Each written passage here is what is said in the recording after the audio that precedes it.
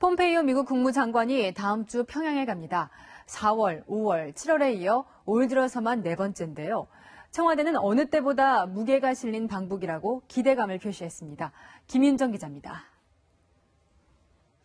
폼페이오 장관이 새 대북 정책 특별대표와 함께 기자회견장에 들어섰습니다. This begins with the final, fully verified denuclearization of North Korea. 포드 자동차 부회장인 비건 대표는 공화당에서 잔뼈가 굵은 외교안보 전문가로 앞으로 북핵 협상의 실무를 담당할 예정입니다. 폼페이오 장관은 4차 방북도 공식화했습니다. He and I will be traveling to North Korea next week to make further diplomatic progress towards our objective. 국무부는 이번 방북에서 김정은 위원장과의 면담 계획은 없다고 했습니다. 그러나 북미 협상이 교착 상태에 빠진 상황에서 청와대는 기대감을 감추지 않았습니다. 김의겸 대변인은 어느 때보다 무게가 실려 있는 것 같다며 큰 진전을 기대한다고 말했습니다. 국무부의 공식 발표와 달리 김정은 위원장과의 극적 면담 가능성도 배제할 수 없습니다. 미국 내 여론은 그러나 회의적인 기류가 우세합니다. 워싱턴 포스트는 진실의 순간에 맞닥뜨렸다는 칼럼에서 폼페이오가 김정은으로부터 양보를 얻어낼 수단은 거의 없다고 지적했습니다. 채널A 뉴스 김윤정입니다. 현 정부의 경제 정책이 기로에 서 있습니다. 어디서부터 잘못된 걸까요? 문재인 대통령의 제이노믹스 설계에 동참했던 원로에게 직접 들었습니다. 김현지 기자의 보도입니다. 지난 대선 당시 문재인 캠프 싱크탱크에서 자문위원장을 맡았던 박승 전 한국은행 총재. 소득주도 성장이라는 정책 방향은 옳지만 방법이 잘못됐다고 지적합니다. 정부의 소득주도 성장만으로는 안 되는데 너무 그쪽 원리주의적으로 한쪽으로 가지 않았나. 정부가 가계 소득을 올려주면 가계가 소비를 늘리고 여기서 번 돈으로 기업이 일자리를 만드는 게 소득주도 성장의 골자인데 기업 활동을 위축시키는 정책에 무게가 실리다 보니 일자리가 만들어지지 않는다는 진단입니다. 오른손에는 소득주도 성장 정책, 왼손에는 기업 투자 증진 정책. 그래서 오른손에 소득주도 성장으로 가계소득을 늘려주고 왼손에 기업 투자 증진 정책으로 고용을 늘려주고. 대통령 직속 국민경제자문회의 김광두 부의장도 쓴소리를 이어가고 있습니다. 김 부의장은 최저임금의 인상 속도가 너무 빠르고 업종별, 지역별로도 차별하지 않은 것이 잘못이라고 지적했습니다. 이와 함께 부족한 소득을 정부가 지원하는 일시적 정책 대신 개인과 기업의 경쟁력 강화에 도움되는 정책을 마련해야 할 시점이라고 조언했습니다. 채널A 뉴스 김현지입니다. 내일 더불어민주당은 새 당대표를 뽑습니다. 그 전당대회를 하루 앞두고 세 후보들은 막판 지지를 호소했습니다. 날선 신경전이 펼쳐졌습니다. 이동재 기자입니다.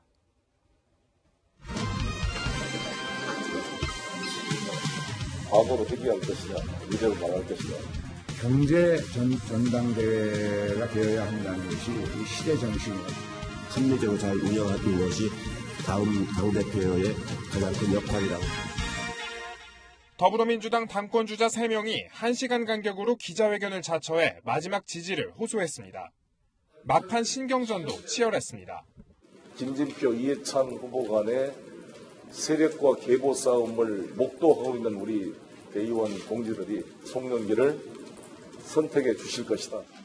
김진표 후보는 야당과 협치를 강조하며 이해찬 후보의 날을 세웠고 야당을 괴멸의 대상이나 혁파의 대상으로 느끼게 하는 언동을 해서는 안 된다고 생각합니다. 이해찬 후보는 반격에 나섰습니다. 당대표가 되면은 여야 합동 방문단을 구성을 해서 평양을 좀 가려고 지금 생각을 하고 있습니다. 문재인 대통령은 내일 전당대회에 참석하지 않고 영상 메시지를 보낼 예정입니다. 채널A 뉴스 이동재입니다. 지금 금강산에선 이산가족 2차 상봉이 이뤄지고 있습니다. 이번엔 북측 가족이 만나기를 희망한 남측 가족을 만난 건데요. 며칠 전 1차 상봉 때와는 달라진 게 많다고 합니다. 박민우 기자입니다. 태풍 솔릭의 비바람을 뚫고 금강산으로 향한 2차 상봉단. 그런데 1차 상봉 때와는 달라진 게 많습니다. 우선 단체 상봉 장소가 금강산 호텔 연회장에서 이산가족 면회소로 바뀌었습니다. 또 한복 차림의 북한 여성이 아니라 나비 넥타이를 한 남측 직원들이 접대합니다. 상봉장 테이블 위에도 금강산 물과 배향 사이다, 북한 과자 대신 우리에게 익숙한 남측 다과가 올라왔습니다. 이번엔 북측의 상봉 신청자들이 남측 가족과 만나는 행사로 1차 상봉과 달리 우리 정부가 주최하기 때문입니다. 하지만 상봉장의 애틋함과 먹먹함은 변함이 없습니다. 김교남 할머니는 남동생이 그리울 때마다 불렀던 노래를 옥노와 부릅니다. 엄마 너를 찾아 참팔 선을 해냈다. 참팔 선을 했다. 조정기 씨는 아버지를 두고 50여일 전 먼저 세상을 떠난 어머니가 안타깝기만 합니다. 어머니는 어쩌시고 그랬어요. 한 달 20일 만에 연락 받았잖아요. 미리 했으면. 상봉 기간은 1차 때와 마찬가지로 2박 3일. 가족 간 만남은 총 12시간입니다.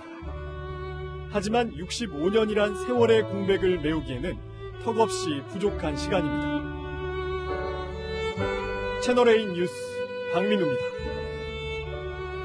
부진한 경제 성적표가 줄줄이 이어지는 가운데 김동연 경제부총리의 사의 표명설이 또 나왔습니다. 청와대는 부인했습니다. 하지만 그만두겠다는 뜻을 밝혔다는 정황 여기저기서 감지됐습니다. 강지혜 기자입니다.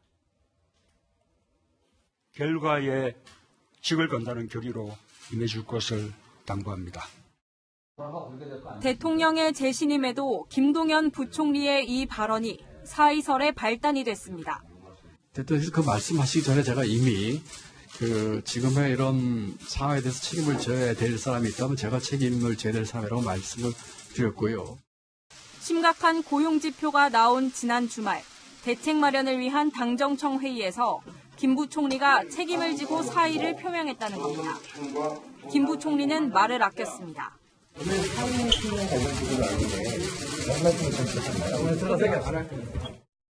여권 핵심 관계자는 김 부총리가 주변에 내가 책임지겠다고 말했다고 들었다며 문 대통령에게도 그렇게 말했을 거라고 했습니다.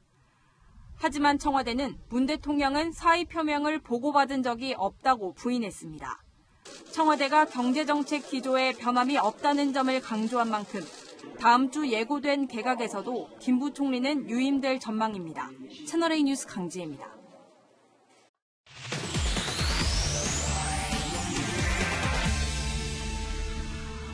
네, 태풍 솔릭이 지나갔습니다. 그런데 기상청을 상대로 한 비판이 쏟아지는군요.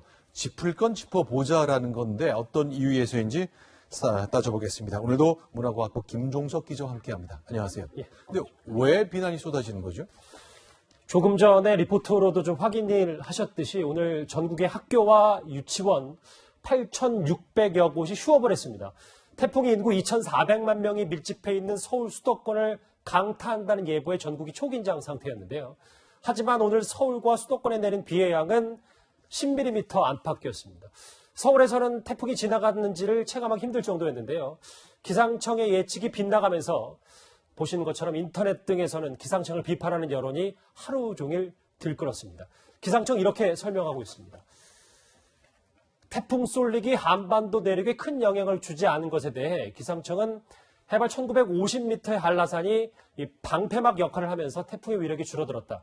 이렇게 얘기를 했습니다. 그러니까 한반도를 지나가는 태풍일지라도 일본, 미국 다양한 나라들의 그 경로를 예상하고 그러잖아요. 예. 실제로 한번 성적표가 나왔을 것 같은데 그림과 함께 설명을 좀 해주시겠습니까? 예. 수도권을 관통할 것이라는 우리 기상청과는 달리 일본의 기상청은 어제 새벽부터 한국의 수도권을 지나가지 않는다. 목포로 지나간다 이렇게 예측을 했습니다. 앵커가 말한 한번 성적표를 한번 보실까요? 실제 경로는 노란색이군요. 그렇죠. 지금 보면 일본이 가장 근접을 했습니다. 그리고 한국과 그러니까 우리와 미국은 조금 이 실제 경로와 차이가 있는 건데요. 네. 이 우리 기상청은 일본 기상청 발표 2시간 정도 지나서 태풍의 경로를 군산에서 영광, 다시 부안으로 우리는 계속 수정을 거듭을 했습니다. 네. 이 태풍의 범위가 워낙 크기 때문에 이런 차이는 예보 과정에서 자연스러운 오차라고 볼 수도 있겠죠. 기상청 이렇게 말했습니다. 한국, 미국, 일본 모두 같은 데이터를 놓고 분석을 하지만 같은 데이터를 봐도 해석과 전망이 조금씩 다를 수 있다. 태풍의 움직임을 놓치거나 잘못 본 게 아니라 해석의 문제라는 겁니다. 네. 어느 나라의 기상청이건 오보의 위험은 당연히 존재를 하는데요. 그래서 예보관을 정답 없는 정답지에 정답을 쓰려고 하는 직업이다. 이렇게 표현을 하기도 합니다.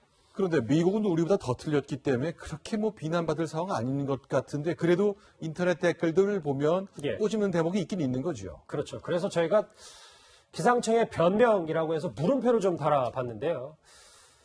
제가 직접 오늘 오전에 기상청 유희동 예보국장에게 이 사실에 대해서 한번 물어봤습니다. 같이 한번 들어보시죠. 보수적으로 해도 문제가 되고 보수적이지 않게 해도 예보가 잘못됐다고 그러면 그 비난은 어느 부분에서도 다 받아야 그렇죠. 되기 때문에 예. 과학적으로 그 예보를 낼 뿐입니다. 그러니까 정치적 판단을 한 예보가 절대 아니다. 이런 겁니다.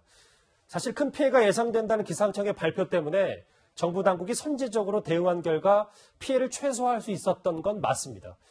이유 있는 호들갑이었던 건 맞는 건데요. 하지만 예보가 잘못됐을 때 치러야 할 사회적 비용도 매우 큰 만큼 예보의 정확성을 높이기 위해서 더 노력해달라는 시민들의 목소리, 오늘 좀 귀를 기울여야 될 것 같습니다. 네, 실제보다 좀 더 조심해야 된다고 강하게 경고를 했던 것, 그런 것을 두고 이제 논란이 좀 시작된 것 같은데 이렇게 좀 정리를 해야 되겠습니다. 김종석 기자와 함께했습니다. 고맙습니다.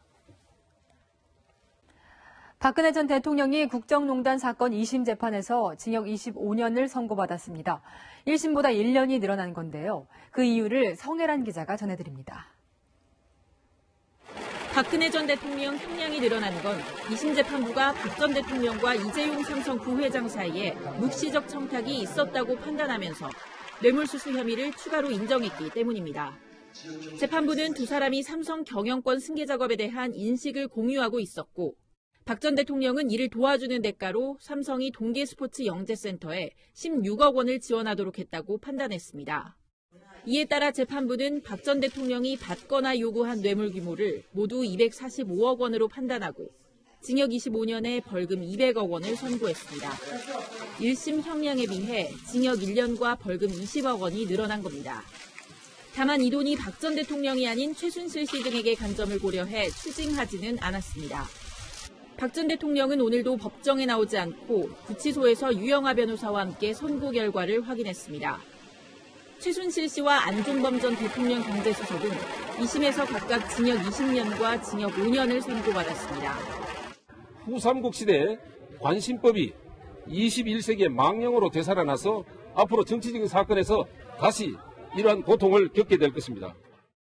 박 전 대통령과 최 씨가 유죄로 인정받은 뇌물 액수가 늘어나면서 이재용 부회장의 상고심에도 영향을 미칠 것이란 관측입니다. 채널A 뉴스 성혜란입니다. SK그룹 고 최종현 회장이 별세한 지 20년이 흘렀습니다. 고인의 뜻을 기리기 위해 열린 20주기 행사장에도 많은 이들이 몰렸는데요. 그의 생전 활동을 박수유 기자가 짚어봤습니다.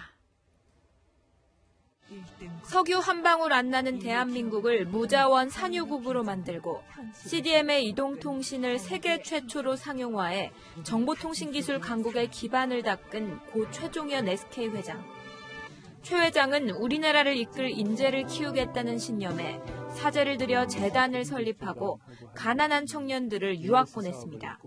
1997년 폐암 말기 진단을 받고 병마와 싸우는 와중에도 경제 살리기를 호소했는데 이듬해 결국 세상을 떠났습니다.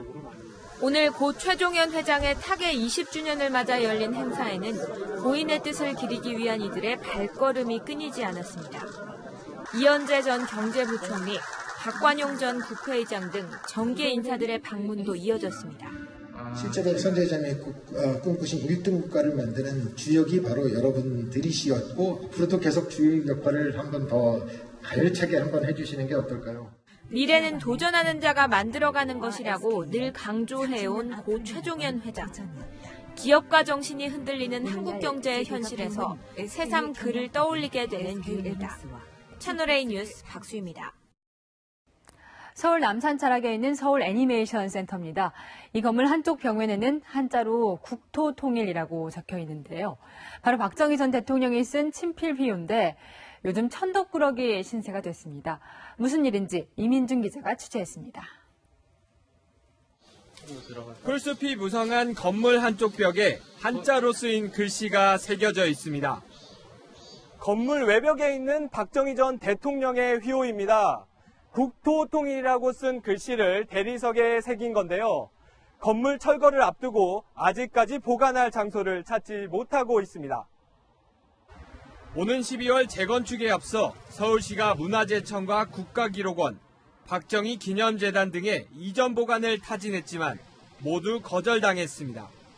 역사적인 가치가 있는 걸 가지고 있다면 마음대로 폐기할 수는 없다고 생각하고 있거든요.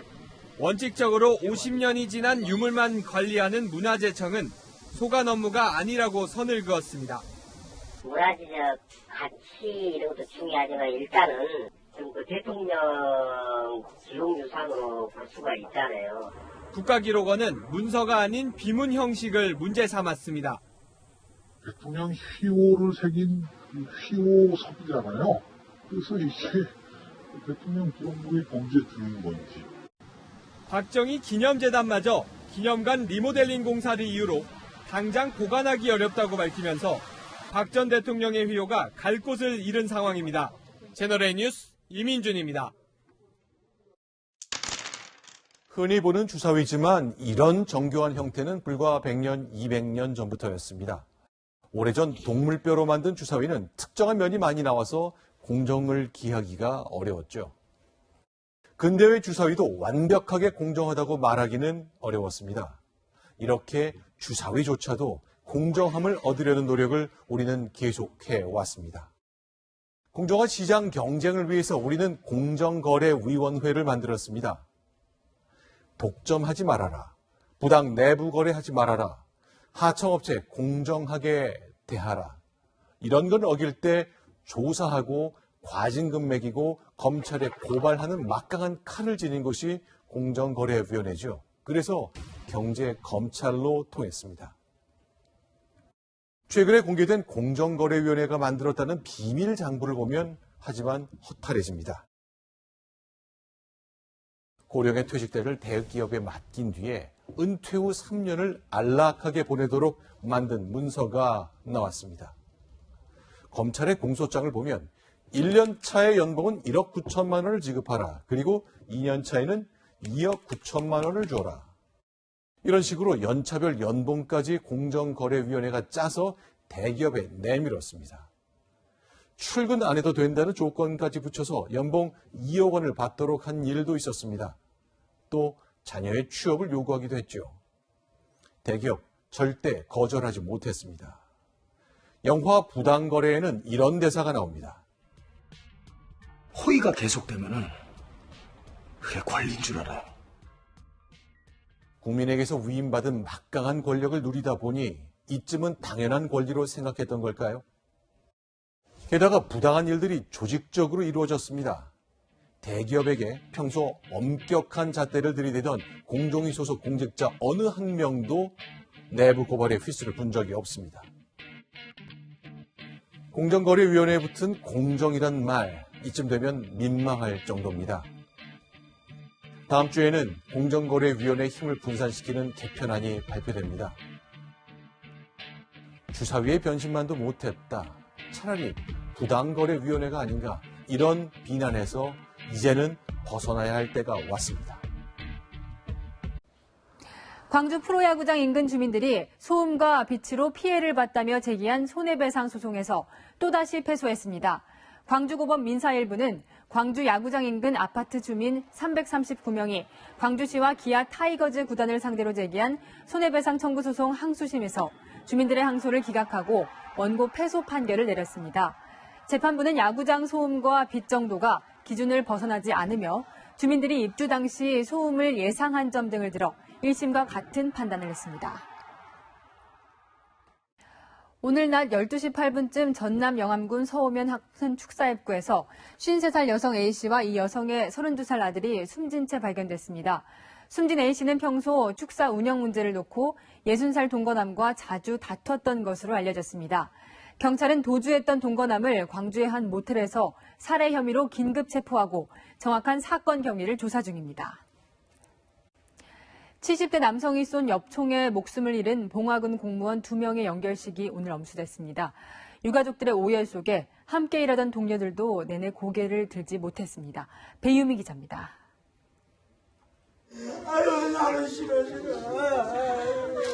아들의 영정 앞에선 아버지는 현실을 받아들이기 힘듭니다. 남편의 이름이 불리자 아내는 어린 아들을 부여잡고 눈물을 터뜨립니다. 나흘 전 면사무소에 들이닥친 77살 김모 씨의 총에 맞아 숨진 고 손건호 이수연 씨의 연결식은 내내 숙연했습니다. 슬픔과 충격에 빠진 동료들도 아직 일상으로 돌아오진 못했습니다. 옆자리 동료가 총에 맞아 쓰러지는 모습이 지워지지 않습니다. 좀 잊고 싶어요. 오늘 퇴근하자마자 지금 다 정리하고 싶어요. 사건 발생 다음 날에는 민원인이 화장실에서 오랫동안 나오지 않자 이를 수상하게 여긴 직원이 경찰에 신고한 일도 있었습니다. 그때 당시 지나가다 신고가 나왔어요. 봉화구는 전 직원을 대상으로 심리치료를 하기로 했습니다. 사건 현장에 계신 분들 있잖아요. 그분들 대상으로 외상후 스트레스 관리 저희가 들어갈 거고요. 관련 공무원분들이 전반적인 스크리닝 검사는 다 다음 주에. 또 사건이 있었던 면사무소 직원이 근무지 교체를 원할 경우 적극 수용하기로 했습니다. 채널A 뉴스 배윤입니다. 허익범 특별검사팀이 수사기한 만료를 하루 앞둔 오늘 활동을 마무리했습니다. 드루킹 일당 10명과 함께 김경수 경남지사를 재판에 넘겼습니다. 윤준호 기자입니다. 허익범 특별검사팀은 오늘 오후 2시 자신의 사무실에서 수사팀 검사와 수사관들을 불러 소회를 밝혔습니다. 허 특검은 나빴던 일들은 털어버리고 좋았던 기억만 갖고 가길 바란다고 말한 것으로 전해졌습니다. 분위기는 어두웠던 것으로 전해졌습니다. 김경수 경남지사 구속영장 기각으로 수사기간 연장을 포기한 첫 특검으로 기록됐기 때문입니다. 특검팀은 오늘 매크로 프로그램 킹크랩을 이용해 댓글을 조작한 혐의 등으로 김경수 경남지사와 드루킹 일당 10명을 재판에 넘겼습니다. 드루킹 일당이 인터넷 기사에 달린 댓글 중 탄핵 집회합시다라는 댓글에 허위 공감을 누르는 등 7만 5천여 개의 네이버 기사에 달린 댓글에 8,833만 차례 추천수 조작을 공모한 혐의입니다. 월요일 날 오후에 특검님께서 직접 수사결과 발표하니까. 노무현 전 대통령의 최측근이 운영하던 골프장에서 급여 명목으로 3억 원을 수수한 의혹을 받는 송인배 대통령 정무비서관 수사는 검찰에 인계할 방침입니다. 채널A 뉴스 윤준호입니다. 국방백서에서 북한은 우리의 적이라는 표현이 빠질 것으로 알려지면서 국회에서 공방이 벌어졌습니다. 송영무 장관은 대한민국을 위협하는 자는 모두 적이라며 애둘러 설명했습니다. 황수연 기자입니다. 국회 국방위에서 북한은 적이냐 아니냐를 놓고 야당의 공세가 이어졌습니다. 철책의 방향이 어디죠? 병사들이 뭐 어디를 주시하고 지금 총을 겨누고 있습니까? 그리고 방향이 지금 현재는 엄연히 현존하는 적이 북한입니다. 북한군은 적이다라는 것을 이게 하나 빠짐으로써 지금 군인들의 정신 교육 문제에 파급되는 문제가 크기 때문에 송영무 국방부 장관은 아직 확정되지 않았다면서도 적 개념에 대해선 애둘러 설명했습니다. 영토, 영해, 영공에 침범을 하거나 유해를 하거나 대한민국 국민의 재산이나 생명을 위협하는 것은 모두 적으로 간주한다. 하지만 정작 북한의 군사 위협은 의도적으로 낮추고 있다는 비판이 나옵니다. 국방백서의 북한 군사력 평가에서 핵과 생화학 무기 등 대량 살상 무기는 빼는 방안이 검토되고 있기 때문입니다. 북한이 여전히 핵을 가진 상황에서 우리 군만 너무 앞서가는 것 아니냐는 우려가 나옵니다. 채널A 뉴스 황수연입니다.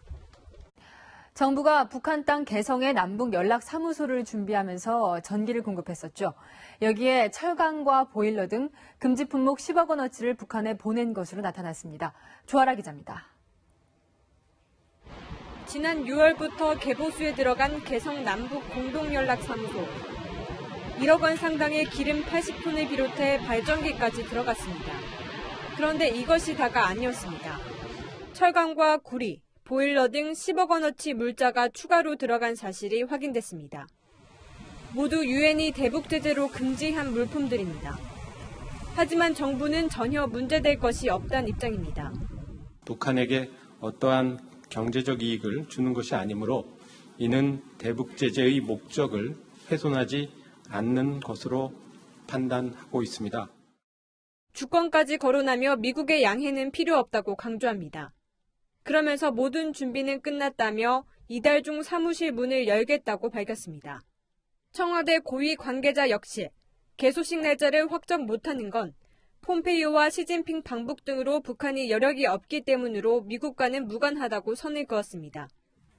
하지만 정작 미국의 생각은 다릅니다. South Korea providing a lot of things like goods, energies to North Korea. Is this a violation of sanctions against North Korea? What would it? We would take a look at all of that. 개성 연락사무소 문제로 한미 공조에 틈이 벌어질 수 있다는 우려가 나옵니다. 채널A 뉴스 조아래입니다. 우리나라에서는 일하는 사람 5명 가운데 한 사람은 자영업자입니다. 그러니까 대략 570만 명 정도인데요. 그중에 100만 명 이상이 올해 안으로 폐업할 것이 예상됩니다. 무엇이 이들을 벼랑 끝으로 몰고 있을까요? 조현선 기자의 더 깊은 뉴스입니다. 자영업자들이 줄줄이 폐업하고 있습니다. 경기 침체와 최저임금 인상의 여파로 자영업 대란을 피해가지 못한 겁니다. 카드 수수료율 체계를 개선하겠습니다. 실질적으로 큰 효과는 없다고 생각을 하고요. 폐업한 영세 사업자에게 월 30만 원까지 피부에 와닿지는 않아요.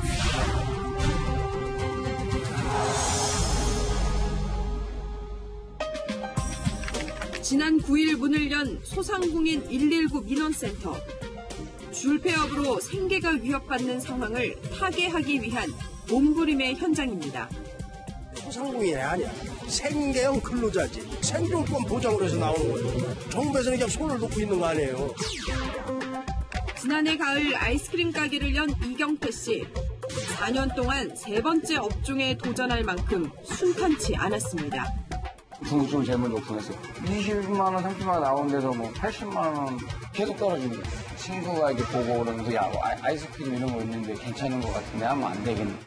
사업성이 좋다는 말에 업종 전환을 했지만 이번엔 최저임금이 발목을 잡았습니다. 직원을 구하려고 많이 했는데 인건비를 또 계산해 보니까는 4-5시간만 쓰려고 그래도 150, 160을 줘야 되는 상황이 되니까 아이스크림만으로 버틸 수 없어 과일과 채소 판매 코너까지 뒀지만 올겨울을 넘길 수 있을지 막막합니다. 벼랑 끝으로 내몰리는 자영업자들의 현실은 중고 집기 매장에서 분명히 확인할 수 있습니다. 나흘 만에 다시 찾은 중고 집기 매장은 발 디딜 틈이 없을 정도고 매장 앞 거리마저 가득 채울 태세입니다. 작년은 한 30-40% 더 되는 것 같아요. 지하에도 꽉 찼어요. 국세청에 따르면 지난해 1년 동안 10곳의 음식점이 창업할 때 9곳은 문을 닫은 것으로 나타났습니다. 6년 만에 최악의 폐업률을 기록한 겁니다. 최저임금 인상이라고 하는 태풍이 불어온 거예요. 인건비 부담이 너무 어려운 자영업자들이 일단 다 무너지는 것이고 괜찮은 기업들이 불안감 때문에 투자 마인드가 굉장히 죽었다. 삶의 터전을 스스로 닫아야 하는 자영업자의 심경은 착잡하기만 합니다. 저희 같은 청년들, 그러니까 취업이 어렵고 뭐가 어렵고 이러다 보니까 장사를 할 수밖에 없는 거잖아요. 정부에서 그렇게 많이 보복해 준다고 이런 생각 안 해요. 폐업 신고할 때 솔직히 속상했죠. 힘들었죠. 자영업을 시작하는 데 있어서 사업장 위치와 품목 선정 등 준비 기간만 해도 수개월, 많게는 수년이 걸리는데요. 이에 비해 폐업의 절차는 이 신고서 한 장이면 몇 분 안에 처리됩니다. 정부 부처들이 7조 원을 쏟아붓는 37가지 종합지원 대책을 내놨지만 소상공인과 자영업자들은 답답해합니다. 현장의 목소리를 반영하지 못한 임시 방편이어서 실효성이 없다는 지적입니다. 나름대로 이제 삽질을 한번 해보는 것보다 낫지 않아. 아침 새벽 5시에 일어나서 새벽 시장 가가지고 정말 열심히 산 이 소시민들의 이걸 못 몰라요. 좋은 거를 손님들이 찾아다니시잖아요. 그러려면 원재료가 좋아야 돼요. 원재료가 좋으려면 단가를 좋은 걸 써야 돼요. 많은 자영업자들을 낙담하게 하는 것은 내년이 올해보다 더 어려울 것이라는 암울한 전망이 지배적이라는 점입니다. 채널A 뉴스 조현선입니다. 이런 가운데 회사 측이 엔진 결함을 알고도 제규어와 랜드로버를 판매했을 것이라는 주장이 나왔습니다. 회사 관계자는 채널A와 만나 한 달 동안 40대 이상의 엔진이 교체됐다며 결함을 모를 수가 없다고 강조했습니다. 이어서 정다은 기자의 단독 보도입니다. 제규어 랜드로버 코리아 관계자는 3.0 디젤 엔진의 결함에 대해 영국 본사가 사전에 알고 있었을 것이라고 주장했습니다.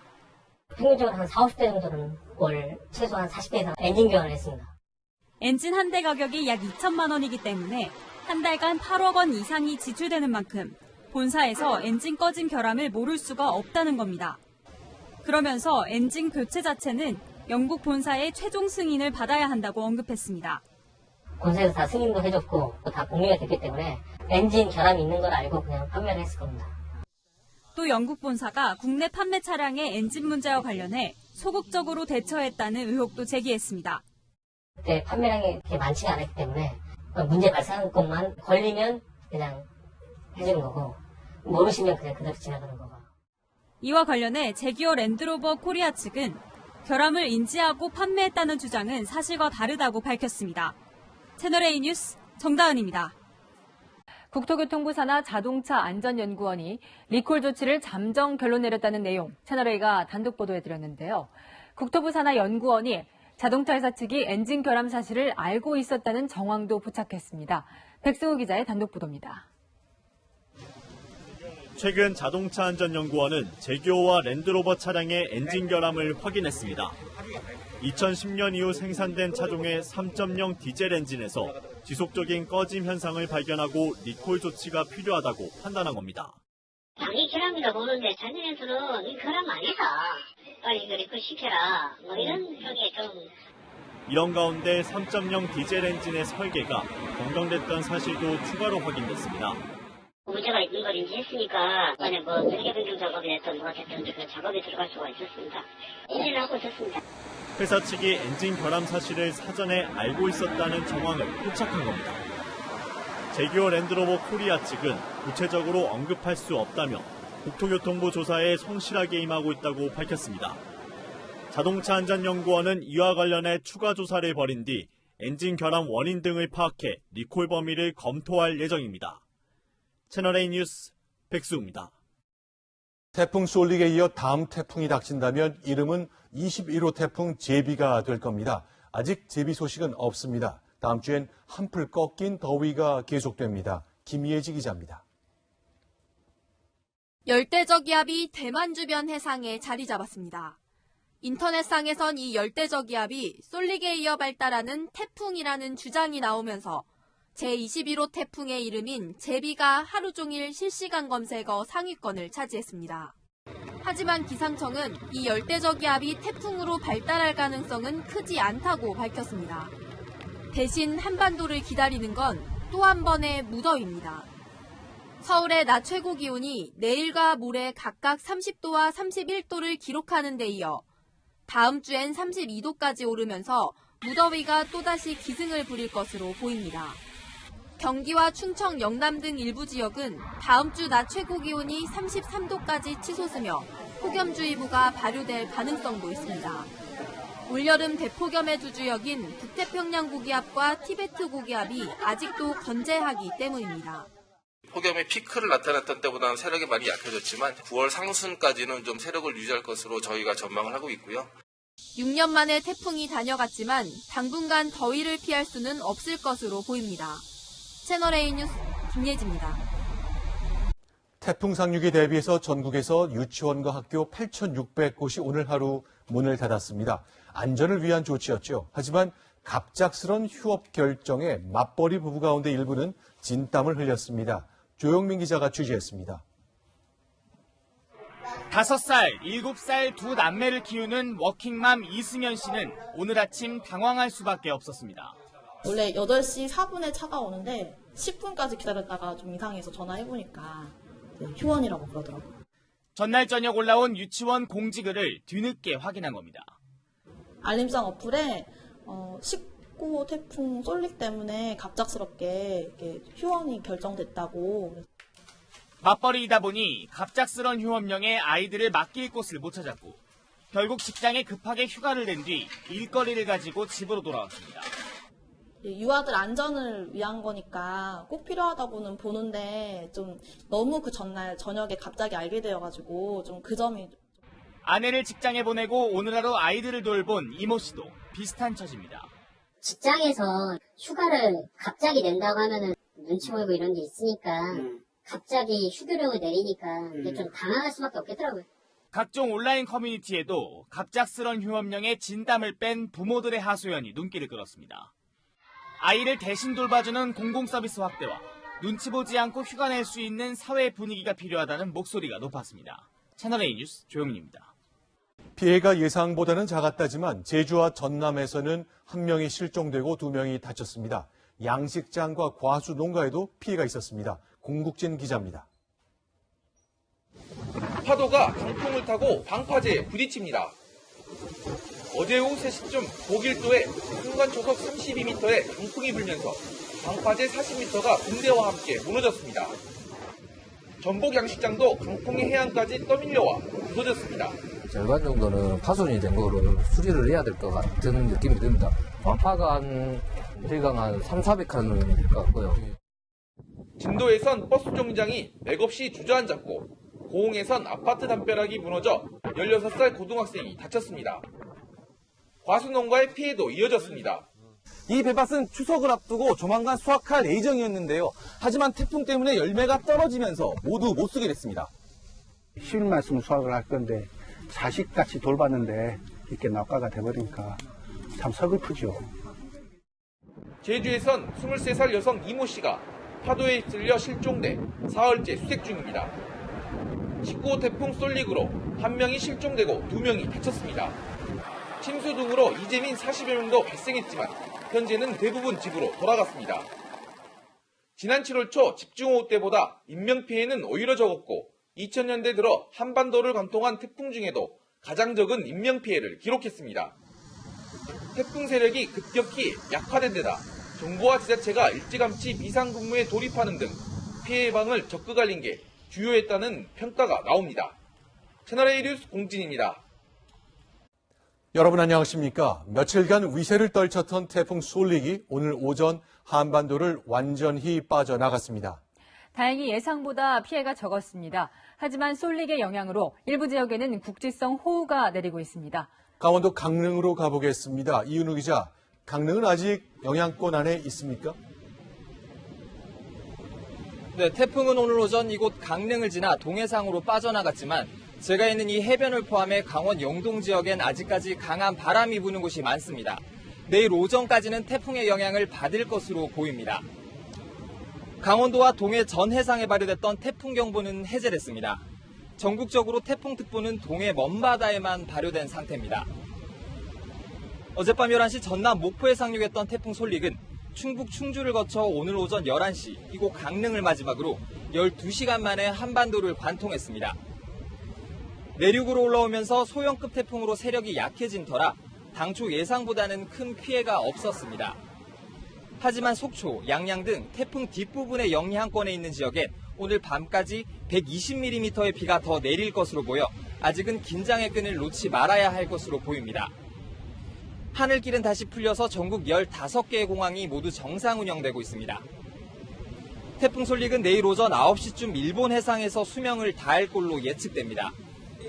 한편 태풍 대응을 총괄했던 정부 중앙재난안전대책본부도 오후 6시를 기해 해산했습니다. 지금까지 강릉 영진 해변에서 전해드렸습니다. 태풍 때문에 걱정 많으셨죠? 한반도를 긴장시켰던 태풍은 늦은 오후에 동해상으로 완전히 빠져나갔습니다. 이 때문에 태풍특보도 모두 해제가 됐는데요. 당초 예상보다는 서울 등 수도권 지역에도 큰 피해가 없었습니다. 지금 서울의 기온은 23.5도, 습도는 83%로 습도가 다소 높지만 바람이 이따금씩 불면서 불쾌감이 전혀 느껴지지 않습니다. 오히려 반소매 옷차림 하셨다면 서늘함까지 느껴질 수 있는 정도인데요. 주말부터는 다시 더워지겠습니다. 한반도를 둘러싼 고기압 세력이 워낙 강해서 더위가 쉽사리 물러가지 못하고 있는 건데요. 주말 동안 전국이 30도 안팎의 더위가 여전하겠습니다. 내일은 제주에, 일요일에는 전국 곳곳에 비가 오겠습니다. 다음 주 수요일까지는 전국 많은 곳에 비 소식이 들어있어서 참고하셔야겠습니다. 동해상에는 강한 바람과 함께 물결이 최고 4에서 5m까지 높게 일 텐데요. 해안가 주민들과 여행객들은 안전에 계속해서 유의가 필요하겠습니다. 추석을 앞두고 농가에서는 가뭄 때문에 근심이 많으실 것 같습니다. 하지만 일요일부터 나흘간 전국에 꽤 많은 비가 예보돼 있기 때문에 가뭄 해소에 도움이 될 걸로 전망하고 있습니다. 지금까지 광화문에서 채널A 뉴스 남혜정입니다.